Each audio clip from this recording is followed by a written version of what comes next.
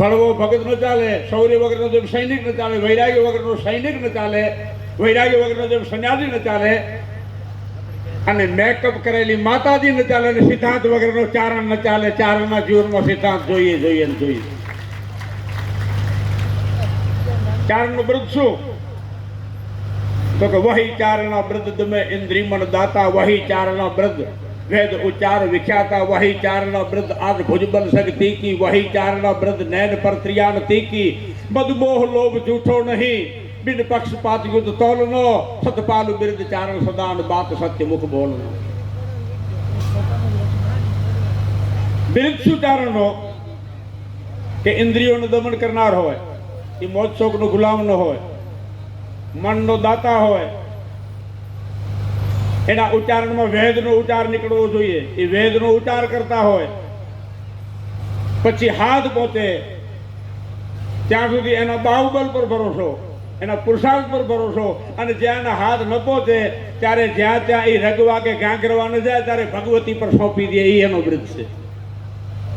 હાથ પહોંચે ત્યાં સુધી એના પુરુષાર્થ પર, અને હાથ ન પહોંચે ત્યારે ભગવતીને સોંપી દે. અને પછી ચારનો વ્રત કે પાર કે સ્ત્રી પર ક્યારે કુદૃષ્ટિ ન કરે, જેમાં મદ ન હોય, મોહ ન હોય, લોભ ન હોય, શોભ ન હોય, પક્ષપાત વગર જે તુલના કરતો હોય અને સત્ય બોલતો હોય, એ ચારણનો વ્રત છે.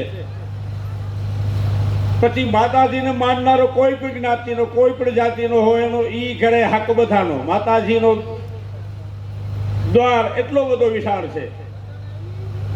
જેમ ચારણ મહાત્મા ઈશ્વરદાસ દેવ્યાણમાં લખે છે કે કરતા હરતા શ્રી હિંકારી કાલી કાલ વજન કહો મારી સુધી જાય કરા હૃદય સરનારી જગની બમણ જયો જળધારી, અને દવા દવળદર દવતું ધવળા કૃષ્ણા કુબજા કટરી કબલા ચલા ચલા ચામુંડા ચપલા વિકટા વિકટ ગુબાલા વિમલા, ઈ પર્યા પરંપાર પાલંબા અત આરાધી જે આલંબા.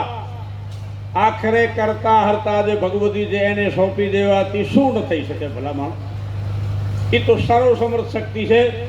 પણ આ માળીઓમાંથી દાખલો લ્યો કે બાળોતિયામાં વીંટાયેલો નાનો છોકરો રોતો હોય, એને વડાપ્રધાન ઇન્દિરા ગાંધી આવીને ઉપાડે, એનાથી ચૂપ ન થાય. અંબાણી કુટુંબના કોઈ ધનવાન બેન એને ઉપાડે, એનાથી ચૂપ ન થાય. કોઈ ફિલ્મી હિરોઈન આવીને એને ઉપાડે, એનાથી ચૂપ ન થાય. પણ અભણ ગાગુડી માગુડી માનો હાથ અડે ત્યાં બાલક ચૂપ, બાલક સમજી જાય કે અમારી માં છે. માને બાળોતિયામાં વીંટાયેલો છોકરો ઓળખે.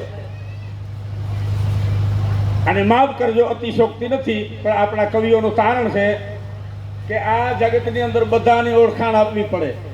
એક માને ઓળખાવવાનો પડે, અને માનો ઓળખાવે બાપની ઓળખાણ બંધ. માં ઓળખાવે કે આ તારો બાપ થાય ને, આ તારો કાકો થાય ને, આ તારો નાની માં થાય. એક ખુદ માં એક એવું મહાતત્વ છે કે જે બાળકને અડે તે બાળક સમજી જાય મારા માં છે.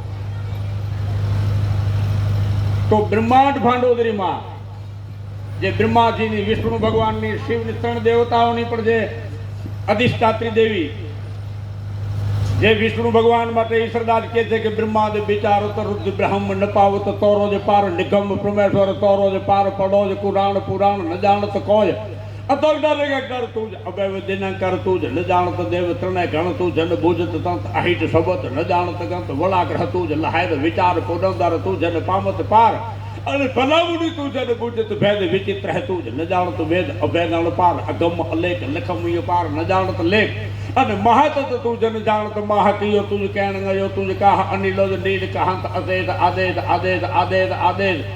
વેદ જેના માટે નેતિ નેતિ બોલે છે, ધરતી રૂપી જેનું સિંહાસન છે, પવન જેને વીજળો રોડે છે, મેઘ જેના પર છાયણો કરે છે, 33 દેવતા છે, દેવતાઓ જેની સ્તુતિ કરે છે, ગંગા જેના ચરણ પખાડે છે, લક્ષ્મીજી જેના ચરણ ચાપે છે, ચંદ્ર સૂર્ય જાણે આરતી ઉતારતા હોય એમ એક આંટો મારે છે.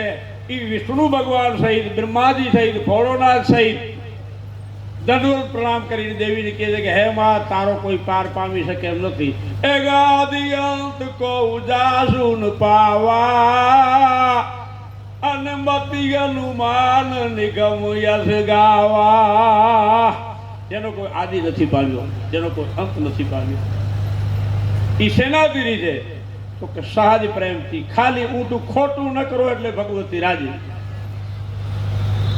અને હમણાં હું મૂળ બાબા સાથે ચર્ચા કરતો હતો કે નાનો બાળક હોય ત્યારે બધા કહે નાનો છે અને ખબર નથી પડતી. લગ્ન થઈ જાય પછી ઘરના કહે તમારા ભાઈને બહુ ખબર નથી પડતી.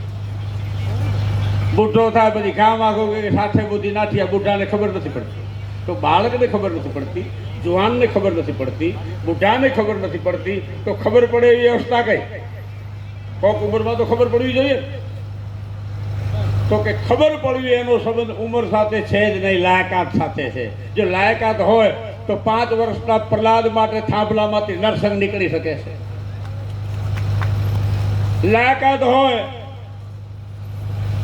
તો ચારણની દીકરી કુરડીમાં કટક જમાડી શકે છે.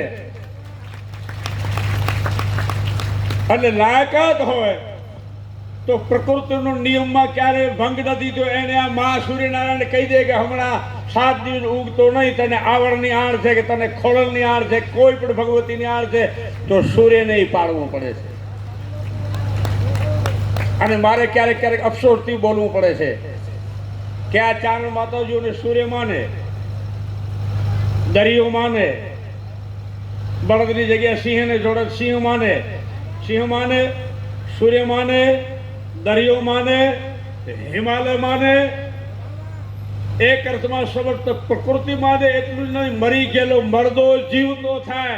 અને અત્યારે આપણે નથી માનતા, ઓછી કઠણાઈ કહેવાય. ક્યારેક ક્યારેક આ માળ્યું કે દારૂ પીતા નહીં, ઈર્ષા કરતા નહીં, ઢોંગ કરતા નહીં, પડદો ખોટી રીતે કે પડદો લગાડતા નહીં. એ કચ્છીમાં દોહો છે કે સાવજ મને સૂરજ મને મને ધરિયા જો નીર મોરધા ઉથીને મોરકે પણ હે વલાલ મની વીર. આ શું કહું ને માને